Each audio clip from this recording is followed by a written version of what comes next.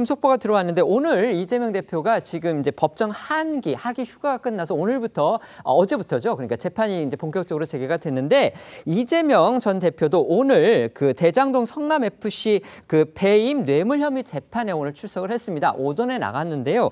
방금 들어온 속보가 있는데 이 재판에서 조퇴를 했다는 겁니다. 이유는 오늘 그 MBC에서 당대표 후보 방송 토론회 녹화가 있는데 그걸 사유로 해서 지금 조퇴를 했다는 겁니다. 그런데 저희가 알아보니까 지금 이 토론이 녹화는 오후, 그러니까 저녁 8시 정도부터 시작이 되는가 보고요. 그런데 지금 이재명 전 대표는 오후 재판에 지금 나가지를 않았다는 겁니다.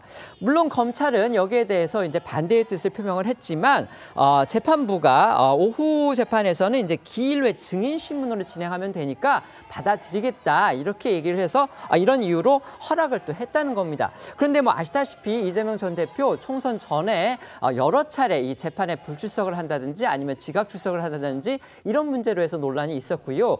특히 이제 재판부에다가 어떻게 총선 직전에는 재판에 나가지 않을 수 없겠느냐 이렇게 요구를 했는데 재판부가 이거 그렇다면 구인장 발부할 수도 있다 이렇게 경고를 했기 때문에 이제 재판에 출석하는 그런 일도 벌어졌기 때문에 이재명 전 대표의 오늘 이제 조퇴 상황 이건 또 어떻게 봐야 될지 과연 일반인들도 이런 사례가 가능할지 이 부분이 궁금해서 마침 두 분이 다 법률가시기 때문에 간단하게 한번 여쭤보겠습니다. 먼저 말씀해 주시죠. 그 형사재판은 피고인 없이 열릴 수가 없는 게 원칙이긴 한데요.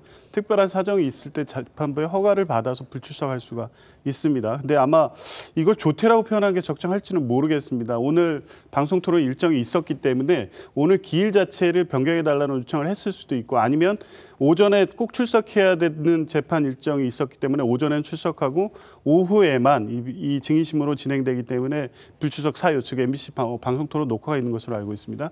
이 부분에 대한 사유를 소명해서 불출석 사유서를 제출을 했고 법원이 이 허가를 한 것으로 보입니다. 이 경우에는 뭐 피고인 없이도 재판이 진행될 수 있기 때문에 이 법원의 허가를 받아서 불출석을 하는 것이고요. 이거를 정상적으로 하다가 뭐 사유 때문에 조퇴했다 이렇게 법적으로 표현하는 것은 적절하지는 않은 것으로 보입니다. 참고로 이재명 전 대표 이제 방송 녹화를 이유로 해가지고 어쨌든 오후 재판에 불출석을 했는데 또 2시에 열리는 국회 외교통일위 아마 지금 외통위원이신가 보죠. 이 전 대표 거기에는 또 참석을 한다고 이렇게 알려졌다고 합니다. 자 말씀해 주십시오. 그 출석 여부도 잘 주시해봐야 될 것 같습니다. 왜냐하면 작년 10월에 이재명 대표가 법원에 국정감사를 이유로 재판 불출석을 해놓고 국정감사도 안 나간 실제 사례가 있었습니다. 그래서 우리 언론에서 한번 확인을 해봐야 될 것 같고요.